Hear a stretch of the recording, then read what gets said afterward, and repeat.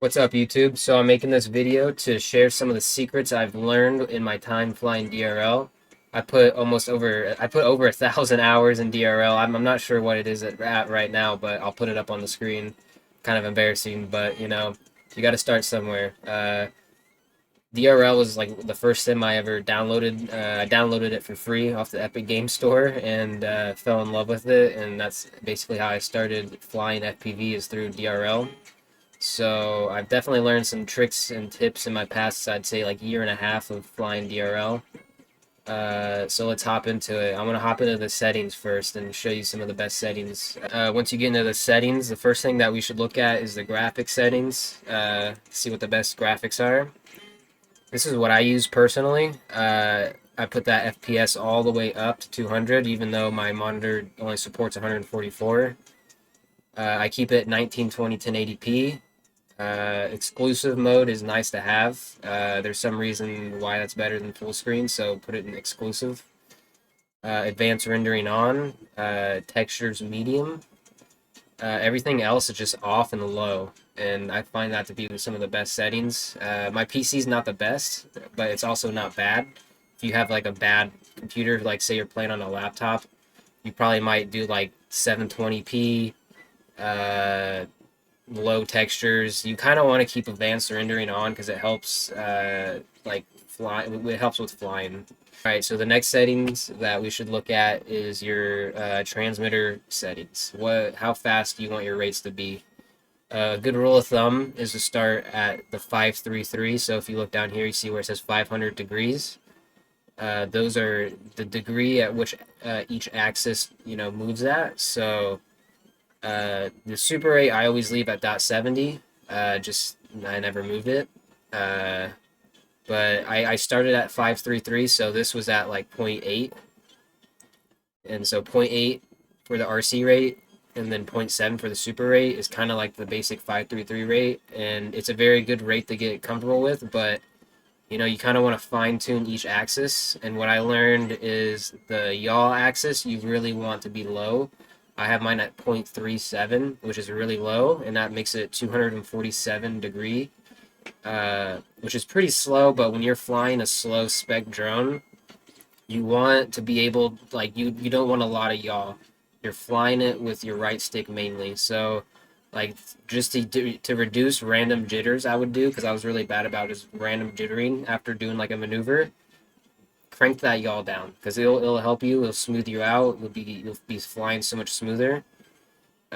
Keep the pitch though at 500 degrees, 533, anywhere in that region is good. The roll, I kind of been messing around with the roll. I kind of like it a little slower, but right now it's the same speed. But for DRL, I kind of like it around 500 degrees, but you could go even lower, or you can maybe bump it up a little bit. But uh, I found for like faster drones like DCL, I like my pitch to be like 533 or 633 is kind of what I'm at right now. And then my roll is still gonna be like 500, and my RC rate is gonna be like really low.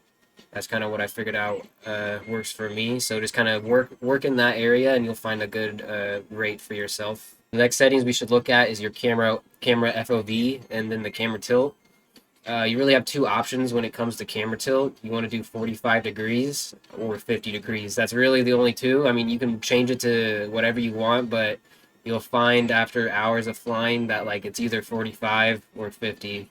That's what like majority of people flying DRL pick. So just figure out which one is best for you and kind of stick with it. I prefer 50. I used to fly at 60, which is way too high, and you'll kind of learn over a period of time at like flying that angle that it's not the right angle. 50 is kind of like the sweet spot in my opinion. 45 is a little low, but you'll get by. The camera FOV, I stay at 125. I know some people go down to 120, which is fine. Some people even go like crank it to 130, but 125 is kind of like the sweet spot right in the middle. All right, so now we got the settings out of the way. Let's talk about actually flying the Racer 4. These tips can kind of work for any drone, any game that you can hop in the simulator and build your own track and just fly around, because that's what really helped me get a lot better, was using this track that I created here called WestFPV's Playground. Really helped me like just figure out my skills. So let's fly around it real quick, and I'll explain how it has helped me become a better pilot here. So this section right here is like multi-GP style gates. This is more of like something you might see in real life. Over here is, I would say, like DCL inspired, just because the gates are a lot thicker and round. And then out here is just like my favorite place, honestly. This really helps you learn how to fly, and this is where I think you should start. And we'll kind of go back into that area once it gets a little more technical, but this area is just a bunch of gates at different angles, different heights. And if you're new to flying, just come over here and get used to like hitting the gates, like just flying through them. And remember, like when you're flying in this section, you really don't want to be using a lot of yaw to get things done. You notice like my yaw is not doing much right now. Here, I'll turn on my controller real quick so you guys can kind of see what's going on. You see when I'm flying around that, like, hold on, I had to kind of save myself right there. That like I'm using mostly the right stick. Like the yaw is not, there's a little bit of yaw, but it's such tiny amounts that it's not affecting it. You're just getting what you need out of it. So just come over here, get used to flying around these gates, different elevations. You know, I put a ladder in here. Just get used to like throwing the drone around and like what the drone can do at full speed. Because when you're flying the Racer 4, like on DRL specifically tracks, you're mainly full throttle the whole time, and you're just blowing through gates at a good angle, kind of like that. You know, like keeping your angles good. And this is a good area just to kind of get used to flow, and it's kind of like you're surfing around the mountains in a sense through all these gates. And you can do some wild stuff, and it just helps gain a lot of control in the line that you're flying. You can try to do some crazy stuff like that, but so once you kind of mastered just, you know, flying the drone around in very smooth lines, nothing technical yet, just, you know, hitting these gates, different angles, different elevations, kind of throwing the drone around with its weight, you might want to move over to the multi-GP gate section. Over here is where you will learn how to fly technically. Because even though DRL itself doesn't have technical tracks, the community inside DRL loves technical tracks. So if you're wanting to, you know, expand your horizons and play with other people, multiplayer, that you might find some crazy maps where it's like super technical, but that's how you get better. So let's dive into it though. I created this right here just to get used to being always in motion. Like there's two different routes I usually do on this, and this is the first one. And it kind of gets you warmed up on the sticks. This spot's good because you're always in motion and you're kind of getting used to moving the drone and how the drone moves at low, like, because you're not going to be full throttle at some points. Like this requires you to let off the throttle just a little bit, type of thing.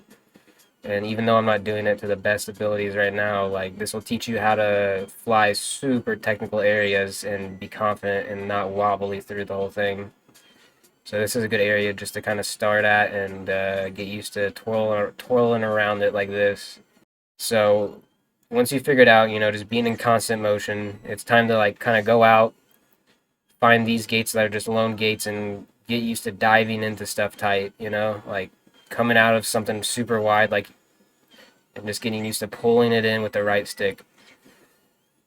This is another good thing to kind of learn, is just pulling stuff in from a distance, because it feels weird at first, but like if you can like hit a gate, like you see it with your eyes and you pull the drone through it. I see the red flag and I pull myself through it, that will take you a long way in DRL. So just get used to pulling yourself like through corners and flags. You don't have to be super tight, but you know, just feel the drone pull through the corner, and that's going to help you a lot in most tracks. Next thing you should focus on doing is ladders and corkscrews. Find ladders to be pretty easy. That section over there, we're doing this over here, will kind of help you with ladders as well. Ladders are the easier one in my opinion. Corkscrews are, I struggle on corkscrews still. They're not my favorite thing to do, but yeah, I always cut it a little tight. But you know, if you just sit here and practice doing corkscrews, you have like an infinite amount.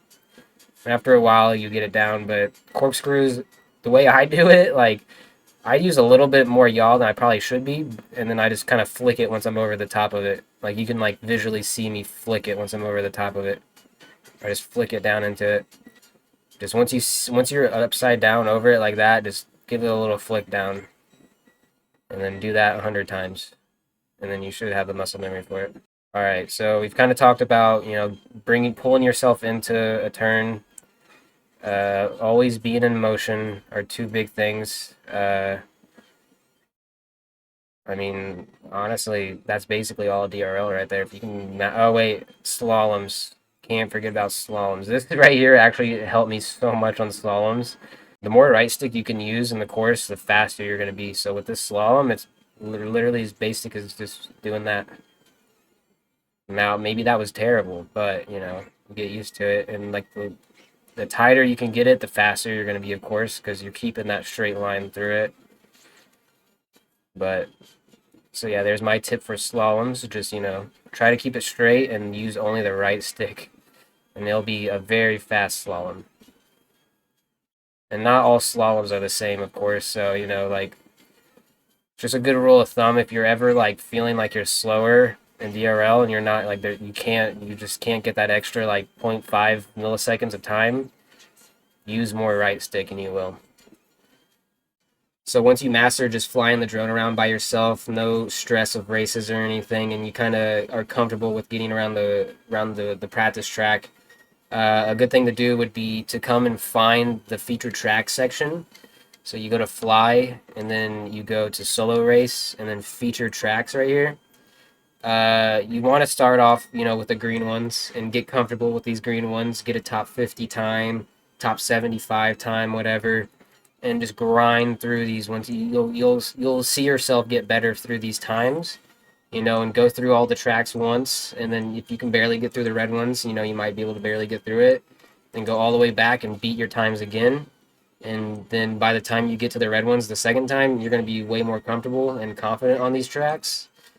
And this is a good place just to learn how to fly the drone, because like each track is very well put together for new pilots. So this is a good place to learn. And then, you know, if you get bored of those, there's so many tracks in DRL. You can go to the virtual season. This is where a lot of like the actual DRL pilots fly, because these tracks kind of relate to what they'll be seeing in real life, you know? So like I like when tryout season comes around, these are the tracks that a lot of people are practicing on, and you should be practicing as well if you're going to be doing the tryouts. But if you're just looking to have fun and kind of push yourself, the feature tracks are a great place to do it. There's also weekly tournaments. I think it's like every Tuesday at 3 p.m. Eastern, and then 8 p.m. Eastern. So, and then I think Sunday, so Tuesday, Thursday, Sunday, 3 p.m., 8 p.m. Eastern. If you want to, you know, push yourself even more. A lot of great pilots. I'm going to be honest with you. Here recently, the skill level in these tournaments have been really low. Like, I'm not trying to brag here, but like it's definitely a good time to join these tournaments if you're a new pilot, because usually, like when I started flying DRL, it was literally just DRL pilots flying these, like the ones that are the pilots that are in the show. So like there, it was very sweaty, and that's what I started with. And then it kind of, there was a dying out, which sucks. But right now there's a really good community here. Maybe not like DRL pilots, but they're still good enough to put on a good race and like be some good competition. So it's fun to join these every now and then and just kind of push yourself. But yeah, so that's all the tips I have right now that I can think of off the top of my head. I kind of just filmed this off the top of my head, no plan, didn't write anything down, just kind of started the video and went with it. But thank you, and thanks for watching, and maybe I'll do some tips for DCL or something on the next video.